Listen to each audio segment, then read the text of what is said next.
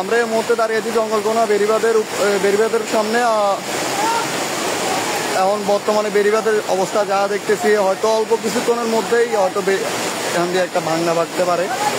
ইতিমধ্যে বেড়িবাঁধের উপর দিয়ে পানি গড়িয়ে যাচ্ছে। এলাকাবাসী চেষ্টা করেছিল কিছু ব্যাগ দিয়ে মাটি দিয়ে বেড়িবাঁধ কোনোরকম ধরে রাখার জন্য, কিন্তু দেখা যাচ্ছে যে না, পানির যে স্রোত মনে হয় না থাকবে। তো আমরা এখানে পাশে একটা দোকান আছে বেড়িবাঁধের একবারে মুখে, আমরা চেষ্টা করতেছি ওনার মাল বের করে দিয়ে এটা ওনাকে সেগুলো মালগুলো ইয়ে করার জন্য।